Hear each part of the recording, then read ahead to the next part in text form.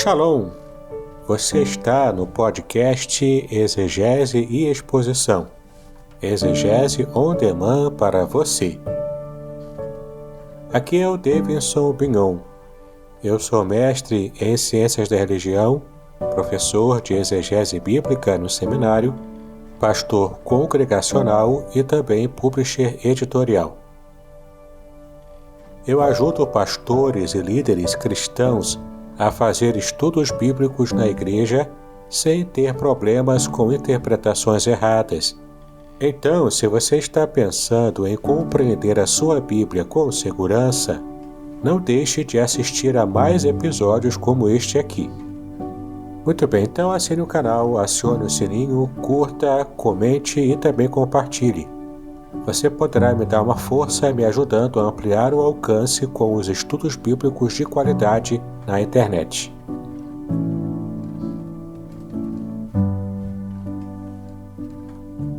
Amém. Esse Deus que é tremendo, Ele quer falar contigo, Ele quer falar comigo nessa manhã.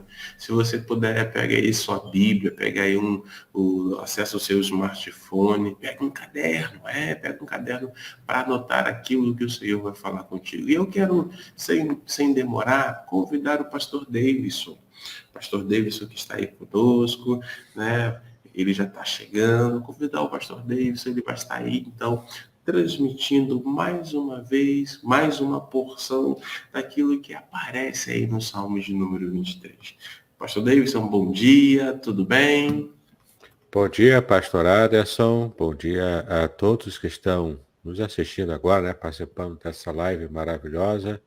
É um prazer estar aqui novamente com vocês. Amém. O pastor Davidson, então, já está com a palavra, né? Fique bem à vontade, meu amigo. E aí, daqui a pouco, ele vai compartilhar a tela. Fique à vontade, amigo. Amém. Deus abençoe, queridos, a todos nós. Estamos hoje no versículo 3, né? Vamos começar hoje o versículo 3. Vocês estão vendo aí onde paramos no encontro passado, né? Paramos aqui no versículo 2, que diz: deitar-me faz em verdes pastos, guia-me mansamente a águas tranquilas, não é? Então falamos aqui sobre vários aspectos do pastoreio nos tempos da Bíblia, não é? O que é bastante interessante, alguns detalhes para a gente. Vamos então aqui continuar com o material do livro, né? O livro Revelações Originais do Salmo 23. Temos várias imagens aqui, né, ilustrativas. E agora chegamos aqui no capítulo 3 do livro, onde vamos trabalhar o versículo 3. E vamos Só um trabalhar instantinho, com... pastor Davidson, só um instantinho Oi. que eu fiz um negócio aqui equivocado. Só um instantinho, deixa eu tirar um aqui. Bom, queridos, então estamos aqui com o capítulo 3 do livro, né? Onde vamos trabalhar hoje o versículo 3. E o tema principal, a palavra principal, né, do versículo 3 é essa aqui, ó, feliz ou felicidade.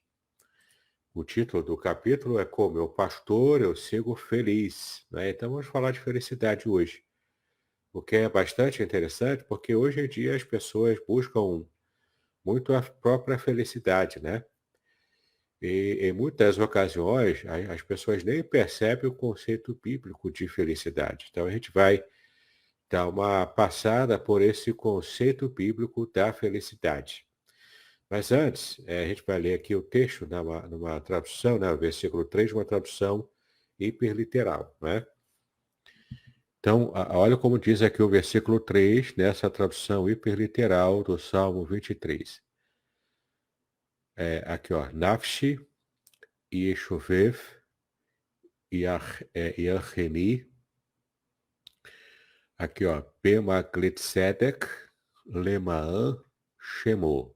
Né? Que aqui agora em uma forma hiperliteral, né?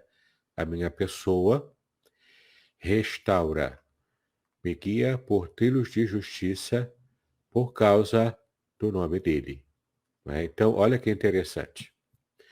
Primeiro, a primeira palavra que aparece é a minha pessoa, ou a minha alma, né? Porque na língua hebraica, a palavra alma, nefesh, ela tem vários significados, tem muitos significados, tá? Eu até coloquei aberto aqui, ó, no Salmo 23, versículo 3, para que a gente possa ter mais ou menos uma ideia da gama de significados que a palavra alma, né? Que geralmente aparece em nossas Bíblias, tem. Para você ter uma ideia aqui, ó. Tá vendo na tela aí, ó? Nefesh. Pode ser alma, ser, vida, criatura, pessoa. Pode até também, dependendo do contexto, significar apetite, mente, um ser vivo, desejo, emoção, paixão. Também ó, se refere àquele que respira a substância ou ser que respira a alma, o ser interior do homem. De modo geral, né? O ser vivo é o ser vivo com vida no sangue, o próprio homem, lugar dos apetites, lugar das emoções e paixões, atividade da mente, duvidoso, atividade da vontade, ambíguo, atividade do caráter, duvidoso, enfim. Agora também tem uma outra forma de traduzir, que o contexto também vai dizer, que tem a ver com essa parte do apetite, né? Que a alma, nefesh, também pode ser traduzido como garganta, isso dependendo do contexto. Por que eu estou falando isso? Por causa dessa gama de possíveis significados que uma tradução da alma nefesh pode trazer. Muitas pessoas se confundem e acham que a única tradução possível para alma é apenas emoções humanas. E não é, não é? A gente pode perceber que há várias formas de se traduzir essa palavra alma, nefesh, em hebraico. E nesse contexto aqui do Salmo 23, ele vai determinar que a melhor tradução para nefesh não é alma, mas alma no sentido de vida, pessoa como um todo. Por isso que eu coloquei aqui numa tradução hiperliteral a minha pessoa, o meu ser, né? O meu ser como um todo, tá ok? Essa é a ideia. Então, a minha pessoa restaura. Aqui é Deus que vai restaurar. E aqui a palavra é shuv, né? Yeshuvev vem de shuv, que tem a ver com restauração. É interessante porque a maioria das versões traduzem como está aqui, né? Refrigera a minha alma, ou refrigera a minha alma, né? Eu acho interessante, por quê? Porque a palavra refrigerar traz essa ideia de ter uma alma mais leve, um pouco mais leve, mas é a mesma alma. E não é isso que o original diz. Você pode perceber que o verbo refrigerar, né, em hebraico é a palavra chuv. Chuv significa voltar ou retornar. Então é um retorno, é uma volta. Voltar ou retornar ao quê? Voltar ou retornar para uma situação anterior da disruptura, ou seja, é você retornar à condição da alma antes do problema que causou a tristeza, a mágoa, que causou eh a depressão, que causou o problema, né, da alma, da vida da pessoa. Então, por exemplo, se o problema da ovelha, né, é porque ela quebrou a pata, e ela está triste porque quebrou a pata, então a vida dela, com o trabalho do bom pastor, vai ser restaurada a alegria que ela teve antes de quebrar a patinha. Também trazendo para a nossa experiência, a nossa vida ela é restaurada por Deus antes das nossas lutas, das nossas dificuldades, antes das nossas mazelas. E isso traz felicidade para nós, porque não é um remendo que Deus faz. Não é remendo. É retorno à condição anterior daquilo que trouxe tristeza, daquilo que trouxe mágoa, daquilo que trouxe o problema, né, do problema em si. É assim que aconteceu também com a nossa conversão. Nós experimentamos a conversão em Cristo Jesus. E é o que Jesus disse em João 3, quando ele falou sobre o novo nascimento. O que é o novo nascimento? Não é remendo. Deus não remendou a nossa vida, o nosso coração. O Espírito Santo não fez um remendo na gente a ponto até de ficar com uma marca, né? Quando, por exemplo, um pano, né, se rasga e a costureira vai lá remendar, fica aquela marca da costura em alto relevo. Será que Deus faz um remendo no nosso coração a ponto de deixar marcas no remendo que ele fez? Não, não é isso que Deus faz. Ele faz uma restauração completa. O novo nascimento é uma nova vida. É uma restauração ao ponto anterior ao pecado de Adão e Eva, no caso, né? Então, ele nos dá uma nova vida, um novo coração, é uma alma restaurada, uma vida restaurada. Esse é o princípio bíblico, não é o princípio de remendo, não é o princípio de dar um jeitinho para continuar funcionando ainda que capenga, né? Não é uma gambiarra, né? Deus não faz gambiarra na vida de ninguém. Deus, ele faz uma restauração completa. E aqui vem outro detalhe importante. Restaurar não é o mesmo que apenas deixar funcional, não é? Porque, por exemplo, se algum eletrodoméstico meu se quebra, eu levo para o conserto, o, o técnico que vai fazer o conserto, ele vai remendar um fio, ele vai usar alguma coisa, se tiver que trocar a peça, ele vai pegar uma peça lá que ele tem, qualquer, que possa ser encaixada e possa consertar. Ele vai apenas, a ideia do conserto é deixar novamente funcional aquilo que estava quebrado. Não é essa a ideia da restauração. Restaurar, de acordo com a Bíblia, né, e até de acordo com a nossa língua portuguesa, restaurar significa colocar novamente ali uma peça que se quebrou, mas exatamente como no original. É uma peça exata como era originalmente. Então, se for, por exemplo, um sofá que se rasgou, um sofá antigo, né, um sofá clássico, você leva para consertar é uma coisa, ele vai reencapar, vai colocar outra coisa, você até escolhe uma outra cor, enfim. Agora, se o seu objetivo é levar para um especialista, para ele restaurar o seu sofá antigo, você não vai escolher coisas diferentes para ele, o seu intento é que ele volte a ser como era antes, exatamente como era antes, inclusive usando os materiais que se usaram originalmente. Então, essa é a ideia da restauração, e é isso aqui que aparece no texto, essa palavra que aparece no texto do versículo 3. A minha alma restaura, e é só Deus que pode fazer isso. Quanto a esse ponto, eu quero até mostrar aqui uma frase muito infeliz atribuída ao Carlos Drummond de Andrade, o grande poeta brasileiro, né?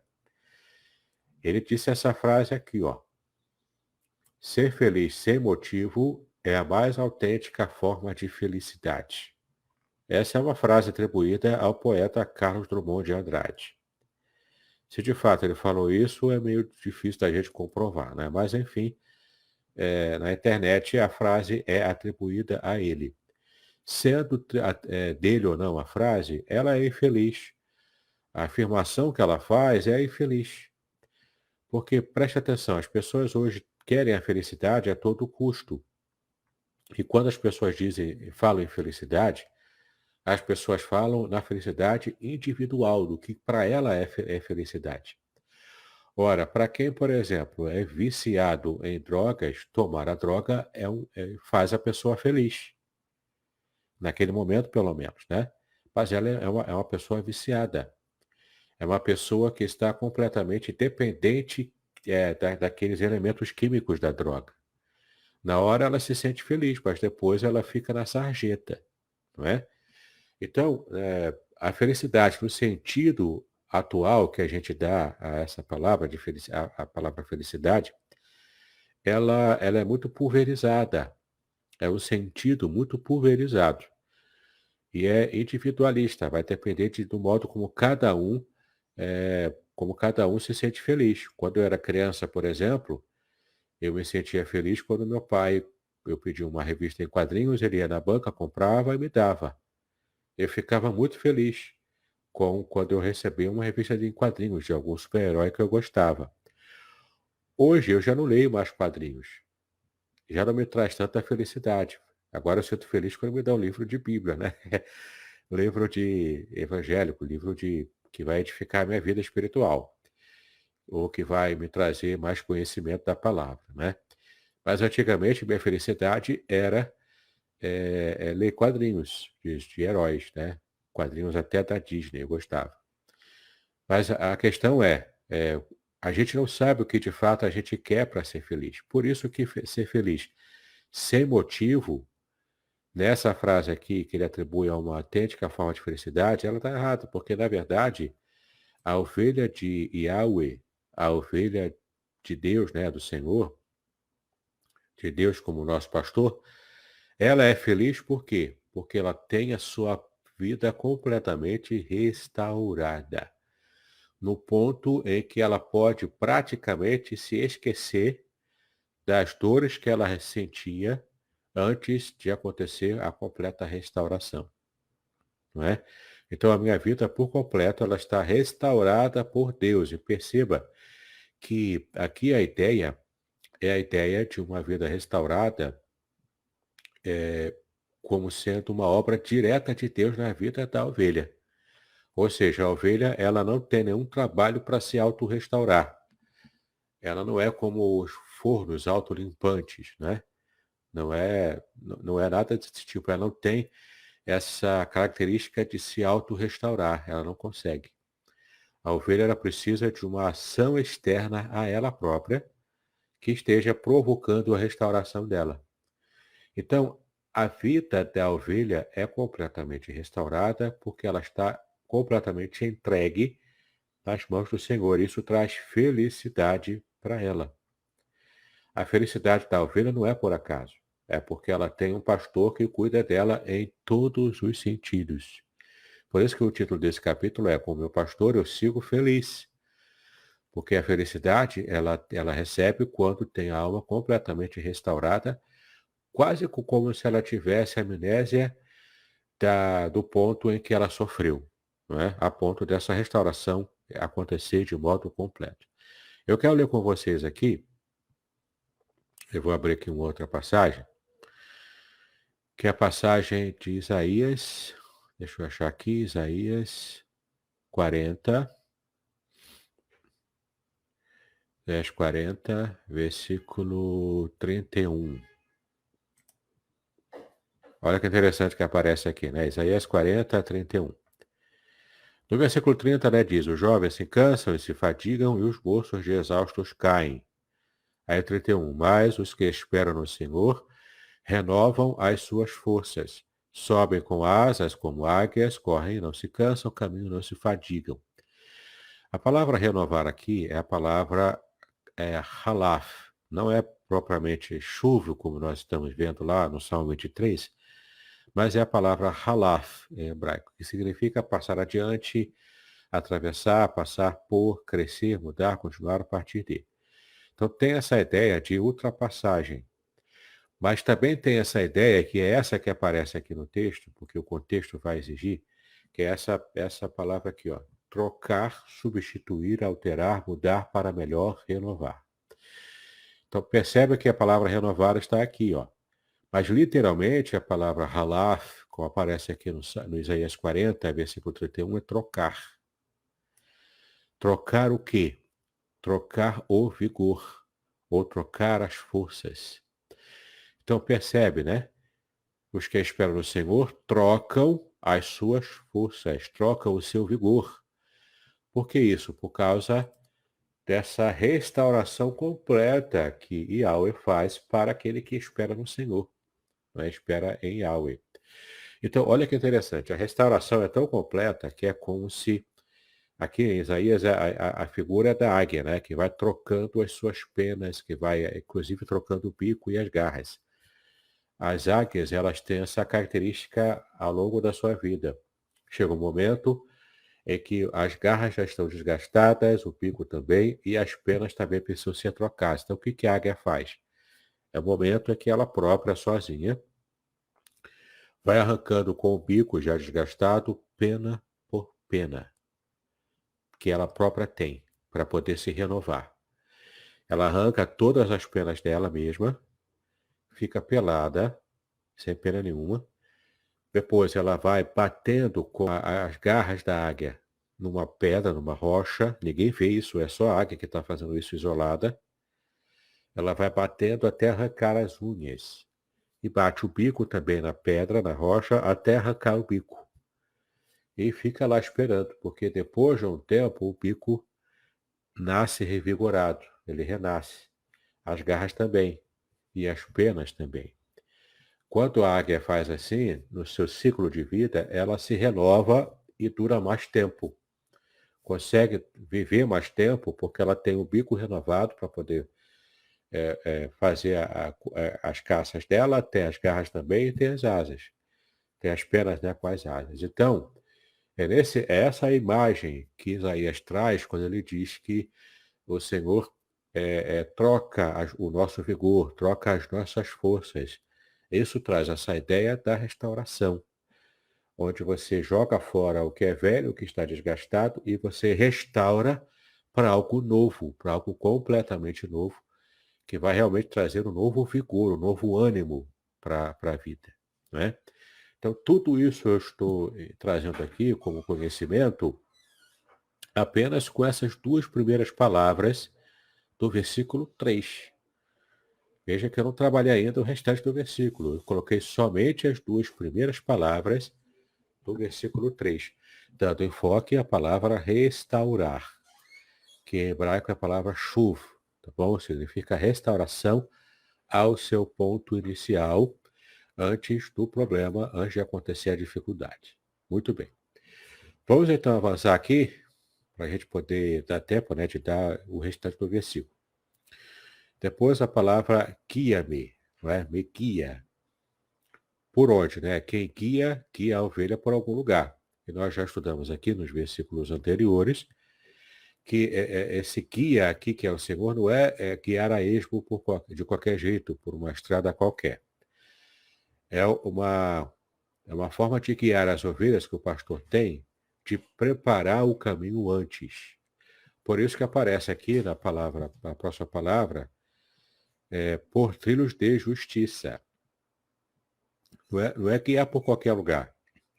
Guiar por um trilho já aplanado, já preparado, por trilhos justos, já preparados, já retificados, porque o pastor já fez a escolha e já preparou o caminho de antemão, para que a ovelha pudesse, então, caminhar de modo que traga menos problemas e machuque menos os pés das ovelhas. Também por caminhos previamente escolhidos pelo pastor, de modo a facilitar para que a ovelha não se desgarre do rebanho e se perca. É um cuidado que o pastor tem ao preparar de antemão o trilho que vai realmente estar levando as ovelhas. Né? Então, como é que o pastor vai guiar a sua ovelha? Por trilhos de justiça. Da mesma forma, Deus quer trabalhar conosco, Ele quer nos guiar por trilhos que vão nos levar para a justiça. Né? Ele vai facilitar o nosso caminho para que a gente possa andar de modo justo. E o que é a tzadik, ou tzeder, tá? Em hebraico, tzeder é justiça, tá bom? E tzadik é justo. Então, o que é trabalhar, ou então ser guiado por Deus por caminhos de justiça? Aqui envolve questões morais. Aqui envolve você também ser feliz, não apenas porque tem uma alma restaurada, uma vida restaurada pelo próprio pastor, não apenas porque você está satisfeito por já ter se alimentado, estar sem sede, estar descansado, né, como ovelha, mas também você é feliz porque você anda pelo caminho correto, pelo caminho da justiça, por aquilo que é certo. Porque o pastor vai te guiar dessa maneira e você vai viver a paz e a felicidade de quem não deve nada para a sociedade, de quem não tem nenhum problema com inimigos no encalço lá, perturbando o tempo todo. A gente vai ver essa ideia de você estar livre dos inimigos lá no final, quando aparece uma outra imagem que não é mais a imagem do pastor e das ovelhas. Mas o Salmo 23 também fala sobre, nessa nova imagem, fala sobre como Deus também nos livra dos nossos inimigos, não é? Então, a ovelha, ela tem a alma completamente restaurada, Já entendemos aqui o sentido de restauração, de acordo com a Bíblia. Nós também vimos aqui que o pastor guia a sua vida pelos caminhos da retidão, os caminhos da justiça, ou seja, os caminhos retos, onde envolve questões morais, escolhas corretas dentro da moralidade. Não é? A ovelha de Yahweh não vai assaltar ninguém na rua, não vai fazer o mal. Ela pode até, por algum erro, por algum descuido, acabar causando o mal para alguém, mas é um mal involuntário. Né? Ela não tem prazer em praticar o mal. Aqui envolve as questões de justiça mesmo, né? Dela não ser injusta, dela não provocar uma maldade sobre a vida de alguém só pelo simples prazer de fazer maldade.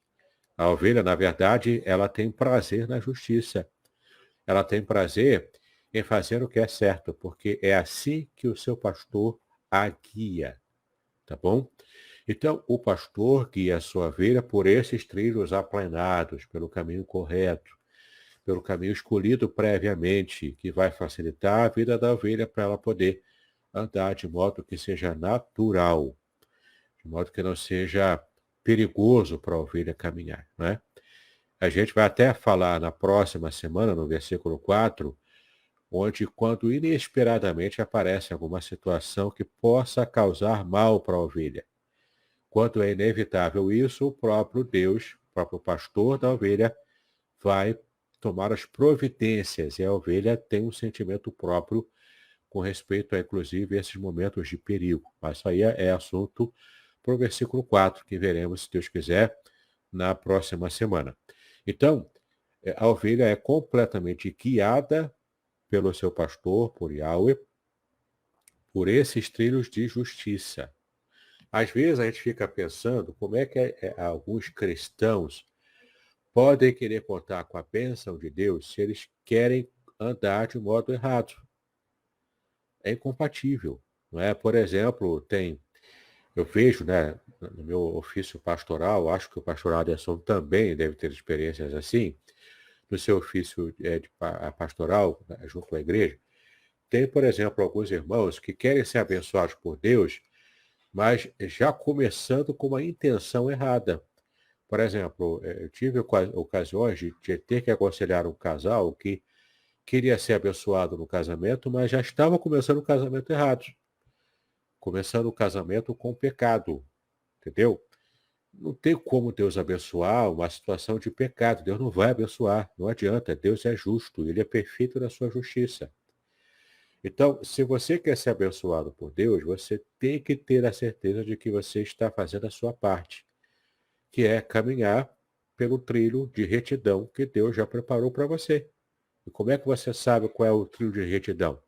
É quando você anda com o Senhor e você está andando pelo trilho que ele já preparou, ele já te ensinou na palavra, está na Bíblia. Você lendo a Bíblia, você vai entender qual é a expectativa que Deus tem com respeito a você, no tipo de vida que você precisa ter. Que é você ser honesto, é você tratar as pessoas bem, é você ter comunhão com ele, entende? Então, não adianta a gente querer tapar sol com peneira. Se a gente está andando de modo inadequado com aquilo que Deus já revelou, e nós já sabemos qual é essa revelação, de qual é a maneira correta de agradar a Deus, de andar de modo correto, se a gente sabe disso, é hipocrisia da nossa parte, é um erro também no nosso relacionamento com Deus, a gente querer orar para que Deus nos abençoe se a gente está andando errado, se a gente já está começando de modo errado, não é? Então, que a gente possa ter, entre aspas, essa vergonha na cara, né? Da gente pelo menos ser sincero diante de Deus quando oramos. Quando estamos orando, a gente colocar diante de Deus, Senhor, me ajuda a vencer essa dificuldade que eu tenho, que me leva para andar de modo justo, de modo que não agrada o seu coração. Quando a gente faz assim, então Deus nos ajuda, nos abençoa, aí sim a gente passa a receber as bênçãos da obediência. Porque na Bíblia ela é muito clara. Tem as bênçãos da obediência. Quem é obediente, portanto, à palavra de Deus, recebe as bênçãos da justiça. Não é? Agora, quem é desobediente, quem acaba agindo com desobediência, ele faz o mal para si próprio, ele traz o mal para si próprio, traz a maldição. A Bíblia é muito clara quanto a isso. E a questão da obediência ou da desobediência é bem esse sentido de pecado. Pecado significa transgressão. Então, se o pastor já preparou o trilho de justiça para eu andar nesse trilho, e eu transgrido esse caminho que o pastor quer que eu trilhe, porque ele preparou antes, eu estou me desgarrando. Eu estou fugindo do caminho que o pastor quer que eu ande. E quando eu faço isso, isso não acaba bem para a ovelha. Às vezes, o pastor precisa tratar de uma ovelha rebelde. Até uma ovelha geralmente jovem, uma ovelha adolescente, que é muito serelepe e fica fugindo muito do caminho que o pastor já preparou para todo o rebanho. A felicidade, portanto, da ovelha não é ela entender a felicidade como algo pessoal e algo que é plenamente para ela, né? Uma coisa individualista. A felicidade da ovelha está em seguir o rebanho, nessa ideia comunitária, dentro do caminho que Deus já preparou para o rebanho todo. E a ovelha está feliz porque ela está dentro, inserida no rebanho. Ela está inserida dentro do rebanho. Podcast Exegese e Exposição. Exegese on demand para você.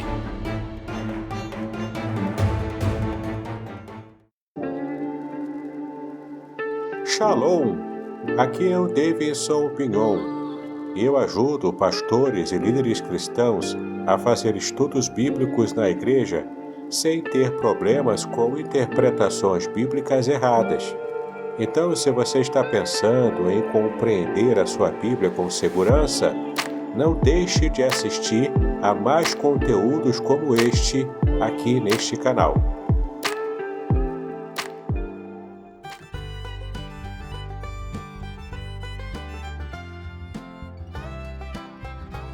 Shalom!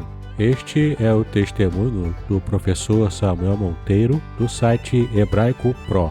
Ele recebeu o livro Revelações Originais do Salmo 23 e fala aqui sobre as impressões que ele teve sobre o livro quando ele recebeu. Confira aqui. Mas, gente, pode comprar, tá? Sem medo de ser feliz. Ficou muito legal mesmo. Aqui embaixo tem o link para você comprar a versão digital. Mas se bem que, olha, gente, o livro tá tão da hora que eu recomendo você comprar a versão impressa, tá? Ele é muito legal, né? Porque por ele ser bem bonito mesmo, né? Tudo de material assim de bastante qualidade, né? O papel, né? E esse papel aqui é uma coisa de louco, eu nunca vi isso aqui, gente. O papel é macio, tá? Só você segurando pra você entender. Nunca vi um negócio desse.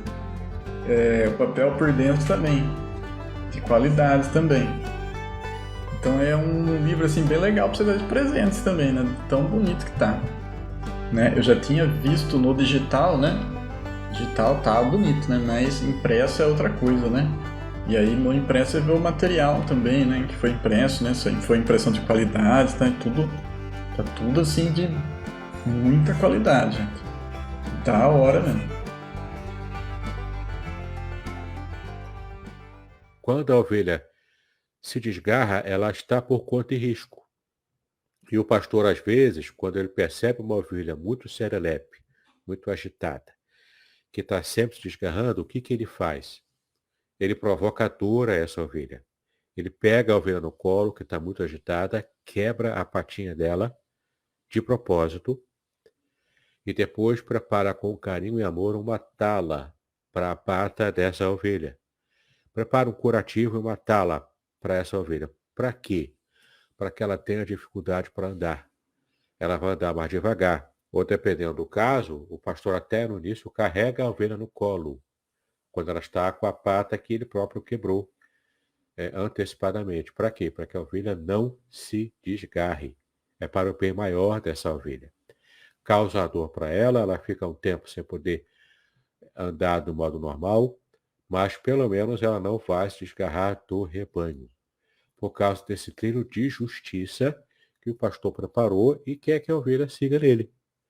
Então ele está condicionando a ovelha a ficar atrelada ao trilho que ele já preparou. Entende?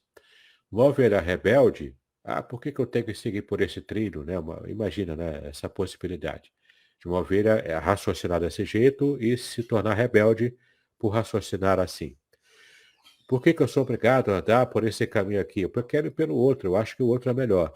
Só que a ovelha não tem a dimensão completa do caminho desde o início até o fim. Ela não sabe qual é o caminho adequado, o pastor é que sabe. Então, cabe à ovelha obedecer, confiando que o seu pastor já teve o trabalho de escolher o melhor caminho para ela. Não é um caminho qualquer, é uma trilha. É uma trilha preparada, uma trilha escolhida previamente.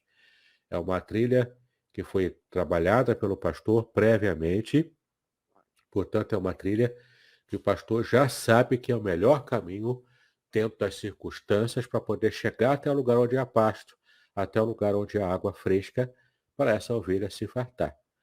Até chegar, então, ao final da caminhada, a ovelha precisa se habituar a andar no trilho da justiça que o pastor já preparou para ela. E para a gente, então, fechar aqui o versículo, por que o pastor faz isso? Por que ele restaura a vida da ovelha de modo completo? Por que ele se preocupa e tem o trabalho de guiar a ovelha pelo caminho da justiça? Isso dá trabalho para o pastor. Por que ele acorda mais cedo, planeja tudo? Por que ele faz tudo isso? Usa a sua inteligência para o bem-estar da ovelha. Qual é o objetivo? Por causa do nome dele. Parece estranho para a gente entender isso, mas Deus se preocupa com a sua reputação diante de quem? Não é diante de outros deuses, porque os outros deuses não existem. O único Deus que existe é o próprio Yahweh, é o próprio Senhor. Então, por que ele se preocupa com a reputação dele? O nome dele, aqui se refere à reputação dele, né? Ele se preocupa com a reputação dele referente a outras pessoas, especialmente a quem não pertence ao rebanho dele. É como se o pastor tivesse tão preocupado em ter uma boa reputação diante de outros apriscos, de outros pastores que cuidam de outras ovelhas. Então, Deus está interessado por causa da glória do nome dele. Glória aqui, em hebraico, glória é kavod. Kavod, em hebraico, significa peso. Algo que pesa, né? Que tem um peso, ou seja, que tem um valor. Não é algo que não tem valor nenhum, é algo que tem valor. Por isso que glória em hebraico literalmente é peso, é o peso da glória de Deus, né? Porque traz essa ideia de algo que é valoroso, algo que tem consistência, tá? É o brilho da glória de Deus que é pesado por causa disso, porque tem consistência, tem valor. Então é interessante que por causa da glória, desse peso, desse valor do nome dele, a reputação dele próprio, é que ele tem esse cuidado amoroso para o seu rebanho, de restaurar a vida da ovelha, seja curando, seja tratando de modo que a ovelha até se esqueça do que aconteceu, do que provocou a tristeza dela anteriormente. Ele guia a ovelha para que ela ande no futuro, né, ande para frente, até chegar, né, no pasto verdejante, na água tranquila também. Não é? Então, ela está completamente feliz por causa disso, porque ela tem um passado de restauração, que foi completamente apagado da memória dela, e ela tem um futuro também de confiança no seu pastor que cuida dela, que guia para frente. Ela não fica estagnada num único lugar, ela anda para frente. Né? Isso o pastor faz porque ele tem preocupação com a sua própria reputação.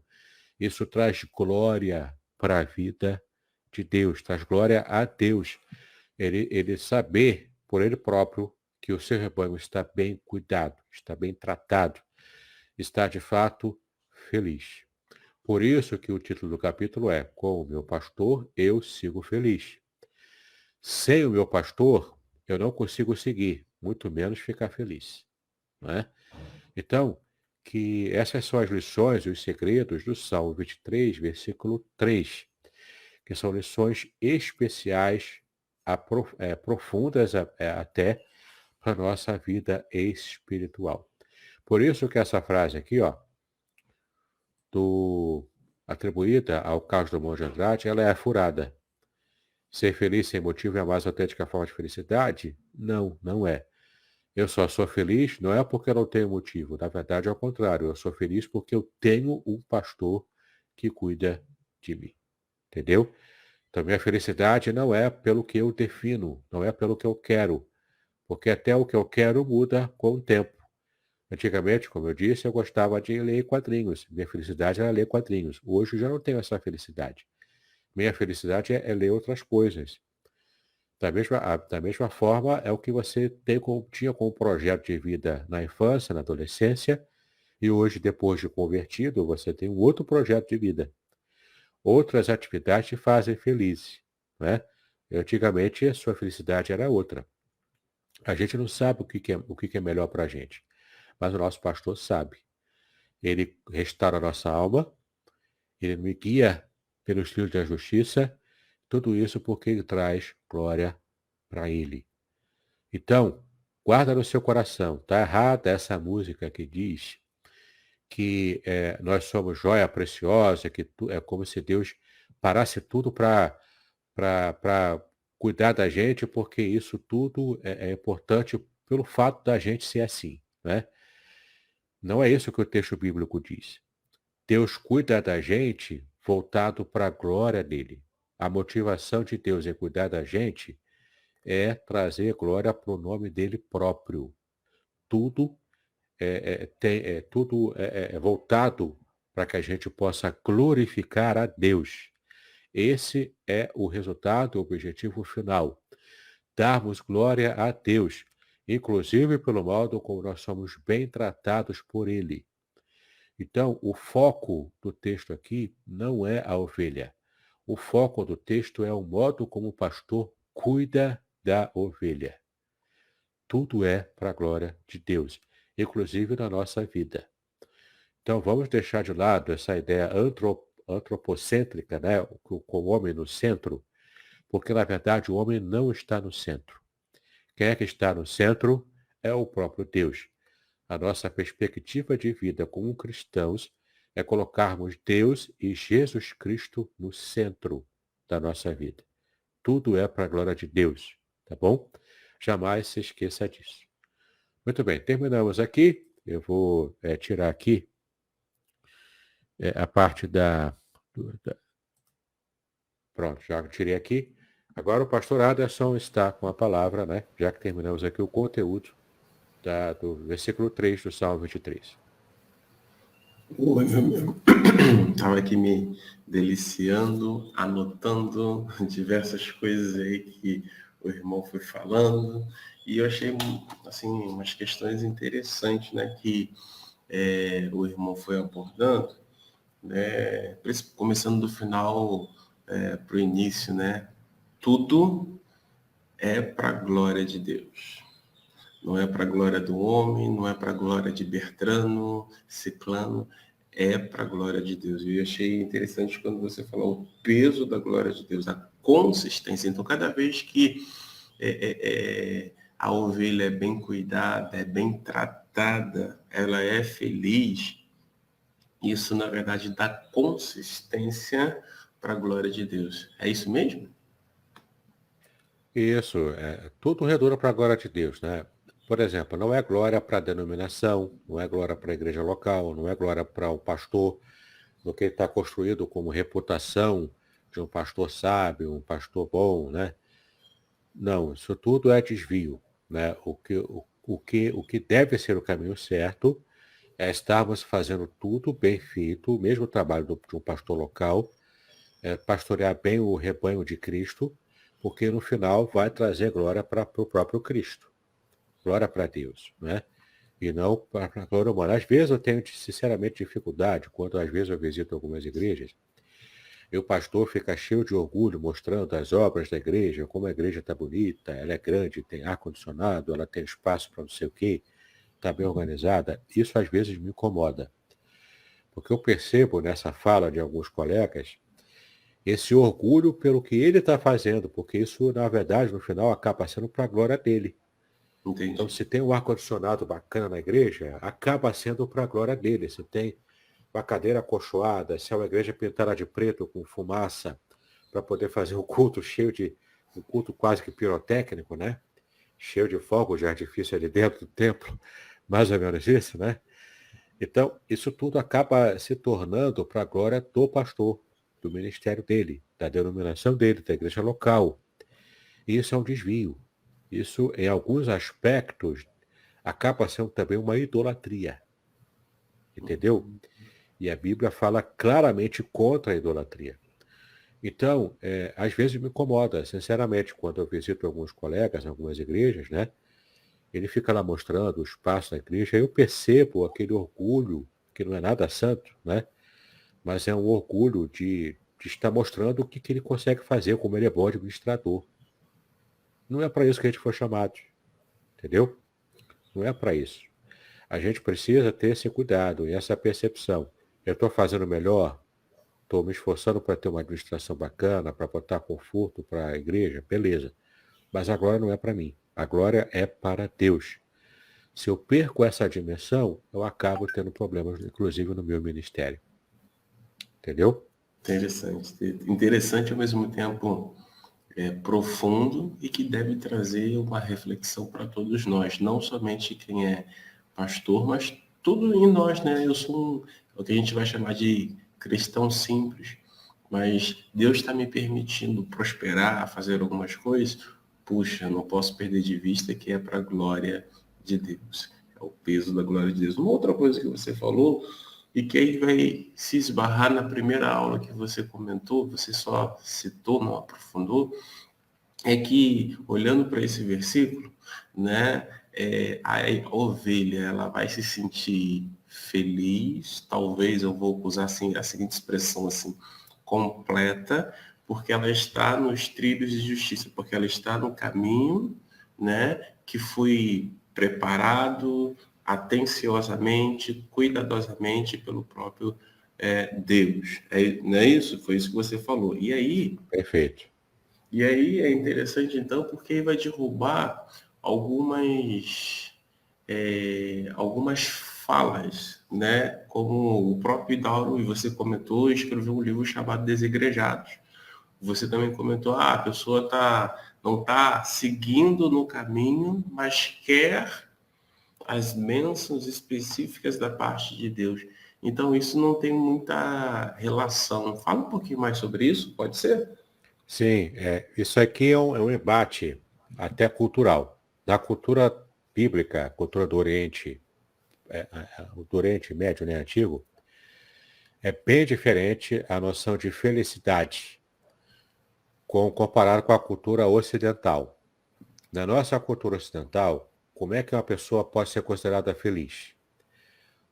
Dentro da individualidade. Ela é feliz enquanto indivíduo, porque ela tem as coisas ao redor dela, isso traz felicidade para ela.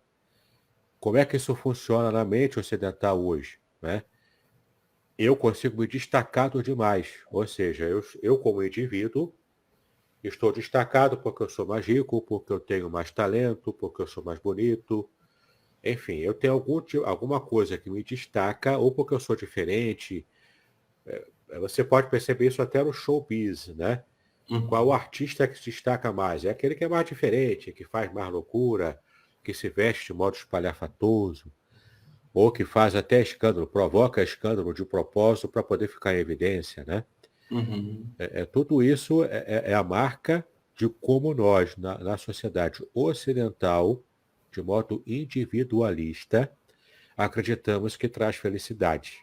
A cabeça do homem oriental, do Oriente Médio, é diferente.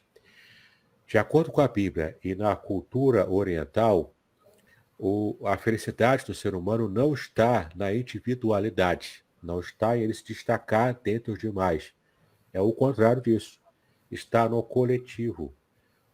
A felicidade de alguém, de acordo com a Bíblia, é quando ele está inserido no coletivo, então ele se sente protegido e feliz porque ele está dentro da coletividade. Entende? Então ele não quer se destacar dentre os demais do rebanho. Ele quer, na verdade, ficar lá naquele mar do rebanho que está sendo guiado tudo como um corpo só. Então, a ideia da bíblica de felicidade é da pessoa estar inserida dentro de uma genealogia, de uma família, de um clã, dentro de um grupo, né, que está organizado pelos anciãos, liderado pelos anciãos daquele grupo judeu antigo. É isso que traz felicidade para a cabeça do homem e da mulher da época bíblica, né? E até hoje, no Oriente Médio, é essa a cultura.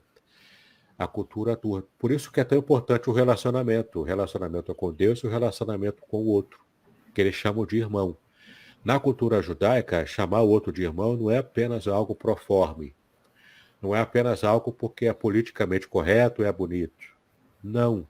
Eles realmente entendem que alguém que está próximo a ele, com um amigo muito próximo, ele trata como se fosse um irmão de sangue. Para ter intimidade, para chamar para comer, se está com problema, ele participa como amigo, como esse irmão, né, que dá do próprio bolso para ajudar o outro que está com dificuldade. Então, é muito concreto, a Bíblia é muito concreta nos seus relacionamentos. A gente que fica alegorizando muita coisa, não é? Mas a Bíblia era muito completa. Então a gente percebe que a noção de felicidade para o Oriente Médio é a vida coletiva, na coletividade. Por isso que é tão importante na Bíblia ficar toda hora citando genealogia. Porque com a genealogia ele está mostrando que ele está inserido no histórico de uma comunidade, de uma família, de um clã. E isso é o que traz felicidade para a cabeça do judeu da época bíblica. E então deu ruim para quem não gosta de ler genealogia e entender sobre a genealogia, porque ali tem ensinamento, ali tem algo pedagógico da parte do nosso Deus. E aí muito interessante. Outra coisa que você falou que também é algo que muitos devem ficar alarmados, é justamente com a atitude que o pastor tem quando a ovelha está muito leve, que ela está insistente em andar distante, e ele traz essa ovelha para si, e aí depois, em um determinado momento, se ela não permanecer, ele vai lá e quebra a patinha da ovelha. Né? Fala um pouquinho mais sobre isso, por gentileza. Sim, é como eu disse, né? Às vezes o pastor precisa tomar essa atitude mais drástica, que até dói no coração dele, né? Dói no coração dele, mais até do que dói para a própria ovelha. Mas é para o bem final dela. É como um pai, uma mãe, que está levando o filho, né, para poder levar uma injeção, por exemplo. O pai e a mãe sabem que aquilo vai provocar sofrimento. Mas não tem jeito, a criança precisa tomar a injeção, é para o bem dela, é para a saúde dela. Mesmo que cause dor, e isso faz o pai e a mãe até chorar por causa do filho, né? Porque ele ama o filho, mas precisa levar. É meu caso. Na minha história, na minha infância, precisei tomar algumas injeções de bezetacil. No final, acabou sendo um erro médico e eu tomei as injeções à toa. Não era preciso, mas eu tinha tido um diagnóstico que eu tinha febre reumática, então meus pais me levaram para tomar várias aplicações de bezetacil. Quem é que já tomou sabe que vai lá no osso. E é uma dor insuportável. Eu lembro até hoje, mesmo quando eu era criança. Já estou com 47 anos. Mas eu lembro. Era uma dor que ia lá no osso, lá na junta, lá do osso, no quadril. Não é? E eu saía da aplicação lá, da injeção, mancando de tanta dor. O máximo que meus pais podiam fazer era me pagar o lanche depois. E aquilo amortizava um pouco a dor. Né? Eu tomava um lanche diferente lá, que eles pagavam na rua para mim. Então, consolava, mas não resolvia a dor, né? A dor estava lá ainda, mas consolava. Era o máximo que eles podiam fazer. Mas eles acreditavam, na época, que era para o meu bem, porque o médico havia falado que era para o meu bem, porque eu tinha febre alta, febre reumática. Que, na verdade, eu não tinha. Era uma outra situação lá que ele errou, mas, enfim. A ideia aqui é o propósito pelo qual os meus pais me levavam para dar aquela injeção que tanto me doía, causava sofrimento. Mas tinha o objetivo, né, de estar trazendo um bem maior. É a mesma coisa o pastor, quando quebra temporariamente a patinha da ovelha para poder assegurar de que a ovelha não vai se desgarrar. E no final é pro bem dela. Ou seja, às vezes Deus permite sofrimento na nossa vida, como até o texto diz, né, que o sofrimento é temporário, ele não é para sempre. Ele as tribulações que enfrentamos, elas são temporárias e são leves e momentâneas, de acordo com Paulo, né, em Coríntios. Elas são leves e momentâneas. Por quê? Ele permite isso porque de alguma forma a gente vai aprender, a gente vai crescer. Isso vai nos fazer maduros na fé. Não como a ovelha jovem serelepe, que fica toda hora saindo do caminho, mas como a ovelha madura, que está acostumada a andar pelo caminho certo, que não vai se desviar à toa por qualquer bobagem. Entendeu? Muito bacana isso. Tudo isso que você falou, a questão de restaurar como era antigamente, eu achei também algo que até então nunca tinha olhado o Salmo por esse prisma, né? Então, queridos, aí nós temos aí uma série de verdades que devem nos conduzir a uma reflexão mais profunda, com o intuito de entender o Deus que nós servimos, o que Ele quer de nós, né? Ele quer que nós venhamos a andar nos seus caminhos, sejamos obedientes, que estejamos juntos, não separados, não carreira solo, né? Não é uma carreira solo, né? Mas é estar em grupo, porque no grupo, porque junto na igreja, na comunidade de fé, ali nós vamos experimentar cada vez mais do verdadeiro sentido da felicidade, da verdadeira felicidade. Que Deus nos abençoe. Algumas pessoas vão assistir mais tarde e já quero, mesmo você que começou a assistir mais tarde, olha, passa aí, compartilha aí com as outras pessoas, porque eu tenho plena certeza, assim como eu fui edificado, elas também serão edificadas. E eu quero convidar o pastor Davidson para que possa estar orando por nós, por todos aqueles que estarão assistindo, né? Então vamos colocar assim, todos que já estão assistindo, né? E pedir para que algo que ele comentou no final, de fato, faça o sentido para todos nós. Tudo que temos é para a glória de Deus. Amém. É exclusivamente para a glória de Deus. Não é porque eu sou mais bonito, não é porque tenho mais habilidade, não é porque... Não, é para a glória de Deus. Deus está compromissado com a sua glória. Deus está, a expressão que o pastor utilizou é reputação. Vamos orar então? Antes da oração, deixa eu só ler o texto aqui, né? Uhum. O livro Revelações Originais do Salmo 23, que é o livro base das nossas reflexões. Você pode fazer contato e eu vou enviar para você, né? O livro, o valor está bem baratinho, dá para você adquirir e ter nas suas mãos tudo isso que a gente está falando aqui, mais um pouco, porque no livro a gente sempre abrange um pouco mais. Tem também uma outra obra que eu reimprimi recentemente, que é a minha monografia de mestrado em Ciência da Religião. A ética do casamento judaico. Aqui eu falo todas as questões éticas que envolvem o casamento. Então, como que era o casamento na época bíblica, né? Quais eram as leis? Por exemplo, costumes, leis. Então, você tem o dote, como é que era o noivado, o dote, como é que era o próprio casamento, a cerimônia do casamento, a vida em família, a mulher na sociedade, se tinha preconceito, se não tinha, como que era o papel da mulher, como que era tudo relacionado ao casamento, inclusive questões sexuais, está tudo aqui resumido, para você entender como que a Bíblia vê o casamento e as questões éticas que envolvem o casamento, na perspectiva judaica cristã, né? Porque nossa fé bíblica é uma fé judaico-cristã.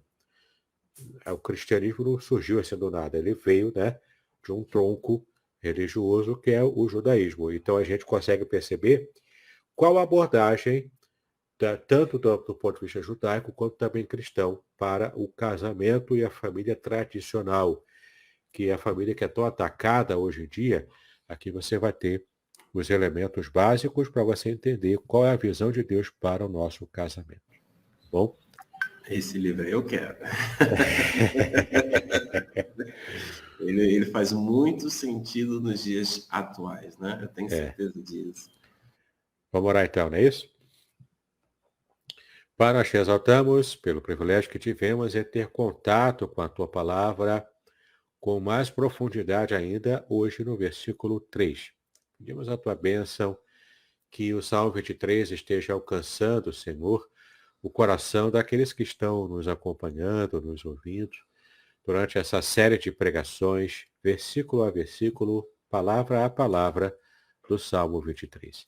Então, cuida de cada um de nós, permita, ó Pai, que estejamos permitindo que o nosso coração seja completamente impregnado por esses conceitos, pelos ensinos da tua palavra.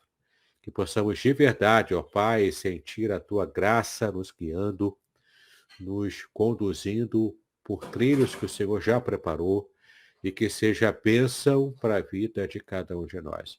Trata conosco em cada situação da nossa vida e nos lembre, Senhor, sempre de que o Senhor é o nosso pastor e que o Senhor cuida de cada um de nós. Então, trata conosco, nos abençoa em tudo. É como nós te pedimos, em nome de Jesus, hoje para todos sempre. Amém e amém. Amém, queridos. Até então, a próxima quarta-feira. E na próxima quarta-feira nós vamos seguir aí no Salmo 23. Pastor Davidson, muito obrigado. Estamos juntos, hein? Amém. Shalom a todos. Shalom. Muito bem, agora eu gostaria de ver a sua participação. Entre em contato comigo, compartilhe a sua experiência comigo e quem sabe até se você enviar em formato de áudio, eu possa aproveitar a sua experiência para apresentar no próximo episódio do podcast Exegese e Exposição. Eu sou Davidson Pignon e eu ajudo pastores e líderes cristãos a fazer estudos bíblicos da igreja, sem terem problemas com interpretações erradas. Se você então está pensando em compreender a sua Bíblia com segurança, não deixe de assistir a mais episódios como este aqui. Então, assine o canal, acione o sininho, curta, comente e também compartilhe. Ajude-me a ampliar o alcance com estudos bíblicos de qualidade na internet. Que Deus abençoe os seus estudos, paz e bênção sobre a sua vida.